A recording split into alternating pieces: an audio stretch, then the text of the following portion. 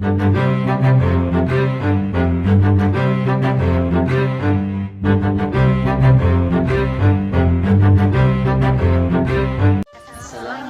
warahmatullahi wabarakatuh.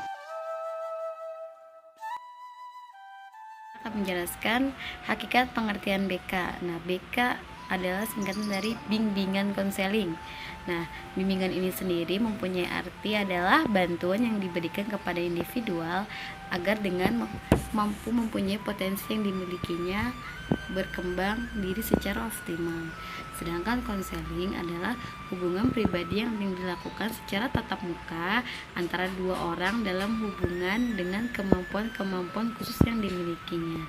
Jadi, bimbingan konseling adalah suatu bantuan yang diberikan oleh konselor kepada konseli agar konseli mampu menyelesaikan masalah yang dihadapinya dan juga mampu mengembangkan diri atau mengembangkan potensi yang dimilikinya. Nah, misalkan kayak seperti di sekolah dasar nih, ada antara dua orang, ada guru dan ada siswa.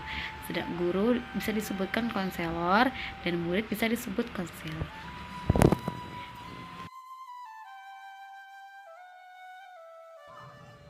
Saya di sini akan sedikit menjelaskan tentang kriteria masalah.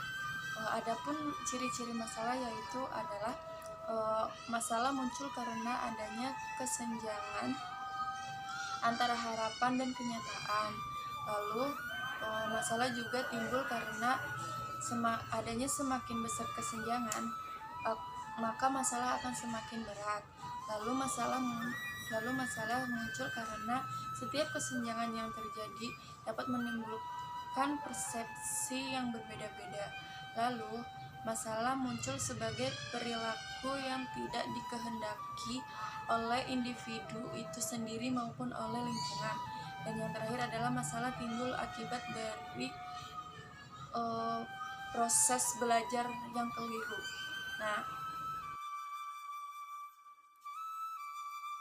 Yang pertama adalah masalah emosi. Secara tradisional, masa remaja ini dikaitkan dengan masa badai dan tekanan tinggi, di mana tekanan tinggi meninggi sebagai akibat perubahan dari fisik dan kelenjar. Emosi remaja seringkali sangat kuat, mudah marah dan tidak terkendali, dan kadang kurang irasional. 2. Masalah penyesuaian diri. Salah satu tugas yang paling sulit pada masa remaja adalah yang berhubungan dengan penyesuaian sosial. Remaja harus menyesuaikan diri dengan lawan jenis, baik sesama remaja maupun yang lebih dewasa darinya. Pada fase ini, remaja lebih banyak di luar rumah bersama teman-temannya sebagai kelompok, maka dapatlah dipahami jika pengaruh teman sebayanya dalam segala pola perilaku, sikap, minat, dan gaya hidupnya lebih besar daripada pengaruh dari keluarga. Ketiga, masalah perilaku seksual. Tugas perkembangan yang harus dilakukan oleh remaja sehubungan dengan kematangan kualitasnya adalah pembentukan hubungan yang lebih matang dengan lawan jenis dan belajar memerankan peran seks yang diakuinya. Pada masa ini, remaja sudah mulai tertarik pada lawan jenis, mulai bersifat romantis, yang diikuti oleh keinginan yang kuat untuk memperoleh dukungan dan perhatian dari lawan jenis. 4. Masalah perilaku sosial. Tanda-tanda masalah perilaku sosial pada remaja dapat dilihat dari adanya diskriminasi terhadap mereka yang berlatar belakang ras, agama, atau sosial ekonomi yang berbeda. Dengan perilaku-perilaku sosial seperti ini, maka akan dapat dilahirkan geng-geng atau kelompok remaja yang bentuknya berdasarkan atas kesamaan latar belakang, agama, suku, dan sosial ekonomi. Dan yang terakhir, yang kelima, adalah masalah moral. Masalah moral yang sering terjadi pada remaja ditandai oleh adanya ketidakmampuan remaja dalam membedakan mana yang benar dan mana yang salah. Hal tersebut dapat disebabkan oleh ketidakkonsistenan dalam konsep benar dan salah yang ditemukan dalam kehidupan sehari-hari. Misalnya, antar sekolah, keluarga, ataupun dalam kelompok remaja. Ketidakmampuan membedakan mana yang benar dan mana yang salah dapat membawa masalah bagi kehidupan remaja, pada khususnya pada masa semua orang pada umumnya. Untuk mencegah dan mengatasi masalah-masalah yang demikian, maka sekolah sebaiknya menyelenggarakan berbagai kegiatan-kegiatan keagamaan dan meningkatkan budi pekerti. Peran guru kelas dalam kegiatan bimbingan konseling. Nah, peran guru kelas dalam pelaksanaan kegiatan bimbingan konseling sangat penting dalam rangka mengefektifkan pencapaian tujuan pembelajaran.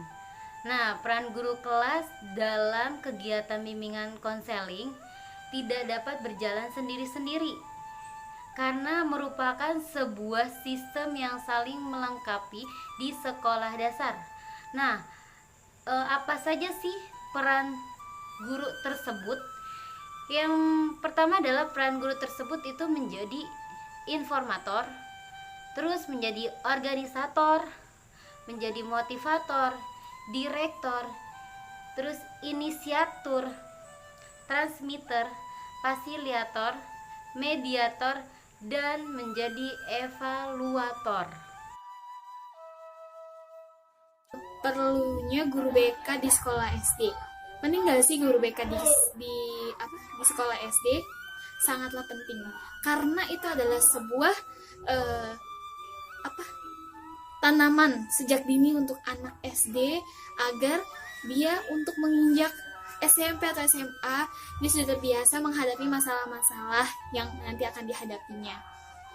Bimbingan dan konseling merupakan suatu layanan pemberian bantuan yang dilakukan konselor kepada seorang klien atau peserta didik agar klien dapat memahami dirinya sendiri, bisa membuat keputusan, memahami potensi dirinya yang dimiliki, mengetahui bagaimana mengembangkan potensi, memiliki sifat tanggung jawab atas keputusan-keputusan yang diambil. Bantuan semacam itu sangat tepat jika diberikan di sekolah supaya siswa lebih berkembang ke arah yang maksimal. Nah, makanya ini pentingnya guru BK untuk menegakkan itu semua. Selanjutnya, guru sekolah dasar harus melaksanakan semua layanan bimbingan konseling agar setiap permasalahan yang dihadapi siswa dapat diantisipasi sedini mungkin sehingga tidak mengganggu jalannya proses pembelajaran. Di sini ada fungsi, ada perlunya. Perlunya apa sih? Pertama, kenapa anak peserta didik tuh anak SD harus ditanamkan guru BK sejak dini? Karena untuk melatih potensi dia yang selama ini tersembunyi agar potensi dia terlihat atau lebih menonjol gitu ya. Saya akan menjelaskan tentang komponen-komponen bimbingan program konseling di sekolah. Komponen program bimbingan konseling diantaranya 1. Pengumpulan data, 2. Pemberian informasi dan orientasi, kemudian penempatan, konseling termasuk pengiriman, konsultasi, dan evaluasi program. Dijelaskan bahwa program BK mengandung 4 komponen pelayanan, yaitu 1. Pelayanan dasar bimbingan, 2. Pelayanan perencanaan individual, 3. Pelayanan responsif, dan 4. Dukungan sistem. Yang pertama, pelayanan dasar. Pengertian dari pelayanan dasar diartikan sebagai proses pemberian bantuan kepada seluruh konseling melalui kegiatan penyiapan pengalaman terstruktur secara klasikal atau secara kelompok. Kemudian yang kedua, pelayanan responsif. Pengertiannya, pelayanan responsif merupakan pemberian bantuan kepada konseling yang menghadapi kebutuhan dan masalah yang memerlukan pertolongan dengan segera. 3. Ada perencanaan individual. Pengertian dari perencanaan individual adalah sebagai bantuan kepada konseling agar mampu merumuskan dan melakukan aktivitas yang berkaitan dengan perencanaan masa depan berdasarkan pemahaman atau kelebihan dan kekurangan dirinya. Yang keempat, yang terakhir adalah dukungan sistem. Ketiga komponen di atas merupakan pemberian bimbingan dan konseling kepada bimbingan konseling secara langsung. Sedangkan dukungan sistem merupakan komponen pelayanan dan kegiatan manajemen tata kerja infrastruktur, misalnya teknologi informasi dan komunikasi. Dukungan sistem meliputi aspek-aspek pengembangan jejaring atau networking, kegiatan manajemen, dan riset pengembangan. Pada kali ini saya akan membahas tentang program bimbingan konseling di tingkat sekolah dasar. Teman-teman, program BK di tingkat sekolah dasar adalah sebuah usaha atau upaya yang dilakukan oleh seorang guru untuk membantu peserta didiknya mencapai tahap-tahap perkembangannya dengan baik, sesuai dengan usia mereka. Nah, di sekolah dasar ini ada 2 penekanan program BK yang diterapkan dari guru kepada siswa. Yang pertama adalah usaha agar peserta didik atau siswa itu memiliki tanggung jawab ketika melaksanakan tugasnya.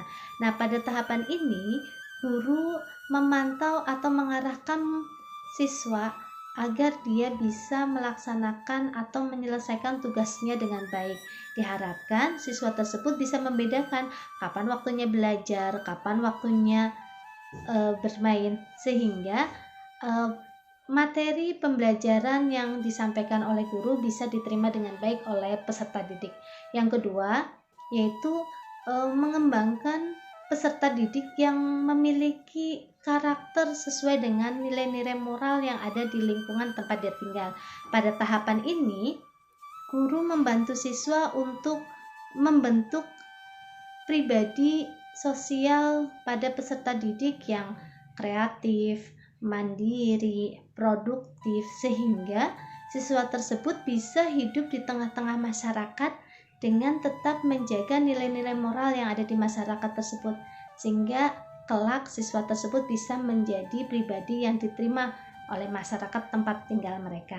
Nah, di tingkat sekolah dasar ini memang tidak semuanya memiliki guru khusus untuk bimbingan konseling.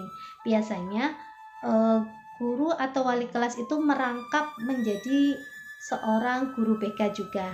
Nah, di sini guru ditekankan untuk bisa melihat perkembangan atau memperhatikan sikap-sikap yang dilakukan oleh masing-masing peserta didik.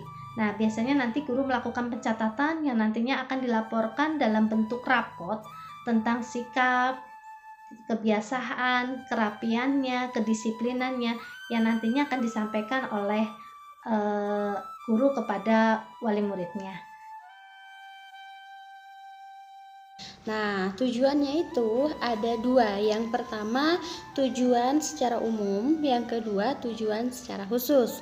Adapun tujuan secara umum diadakannya program BK di sekolah dasar ini ialah agar siswa dapat mengembangkan pengertian dan pemahaman diri dalam kemajuannya di sekolah ya.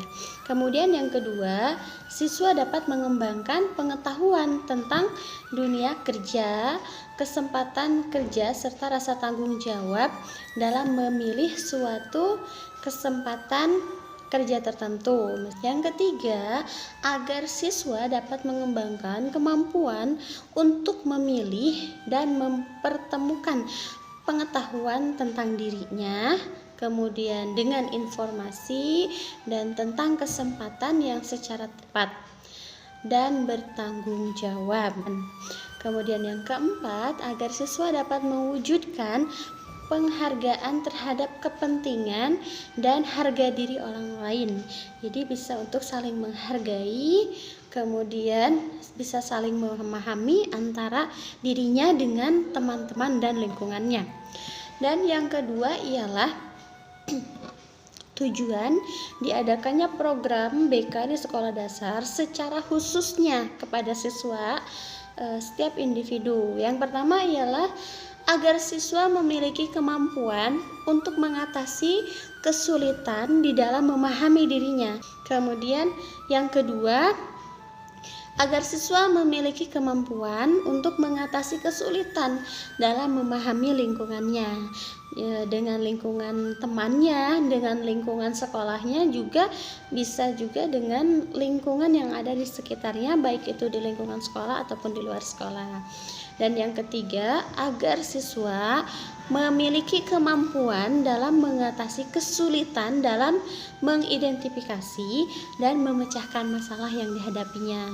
Kemudian yang keempat, agar siswa memiliki kemampuan dalam mengatasi dan menyalurkan potensi-potensi yang dimilikinya dalam pendidikan dan lapangan kerja secara tepat, sehingga dia bisa menyesuaikan diri, menggali dan mengembangkan potensi-potensi yang ia miliki.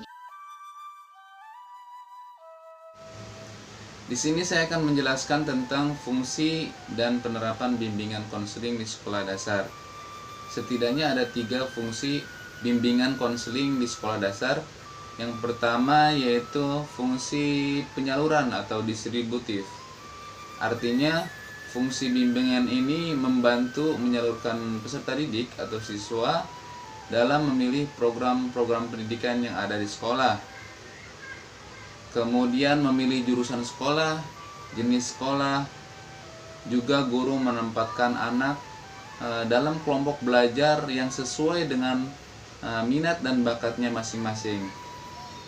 Namun tentu di sekolah dasar tidak ada yang namanya jurusan atau jenis sekolah. Jadi lebih ke program pendidikan sekolah seperti ekstrakurikuler atau yang lainnya yang diminati sesuai minat dan bakat oleh siswa tersebut. Yang kedua yaitu fungsi penyesuaian. Artinya fungsi penyesuaian ini membantu untuk memperoleh penyesuaian pribadi yang sehat bagi siswa. Kemudian siswa juga dibantu dalam memecahkan permasalahan atau kesulitan-kesulitan yang mereka hadapi. Nah, yang ketiga, fungsi adaptasi. Fungsi adaptasi ini dilakukan oleh staf sekolah. Kemudian dilaporkan kepada guru BK jika ada guru BK-nya tersendiri di sekolah dalam mengadaptasi program pengajaran terkait kebutuhan, minat, bakat, dan kesulitan-kesulitan yang dihadapi oleh siswa. Dan selanjutnya akan ditindaklanjuti oleh guru kelasnya yang menghadapi atau berinteraksi langsung dengan peserta didik tersebut. Nah, selanjutnya yaitu penerapan bimbingan konseling di sekolah dasar.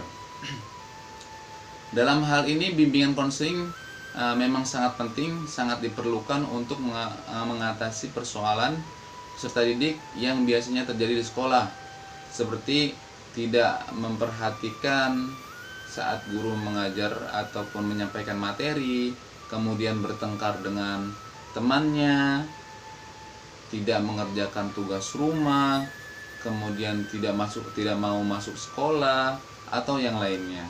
Nah, penerapan bimbingan konseling juga biasanya dilatar belakangi oleh persoalan seperti peserta didik sekolah dasar memerlukan persiapan yang matang sejak dini untuk menghadapi tugas yang lebih lagi di masa yang akan datang. Seperti kondisi peserta didik usia sekolah dasar belum memiliki pandangan dan wawasan yang luas tentang diri sendiri dan lingkungannya. Artinya belum mampu berpikir panjang terkait kehidupan masa depan. Nah, yang terakhir yaitu penggunaan teknologi dan komunikasi yang tidak bijak. Artinya hal ini dapat mengakibatkan dampak negatif bagi peserta didik seperti individualisme, dia lebih mementingkan diri sendiri, tidak peduli dengan lingkungannya. Kemudian ada juga konsumtif, artinya dia lebih ke hanya memakai atau memanfaatkannya saja, tidak berpikir kreatif untuk menciptakan suatu karya. Kurang lebih seperti itu. Sekian dari kami, kurang lebihnya mohon maaf. Assalamualaikum warahmatullahi wabarakatuh.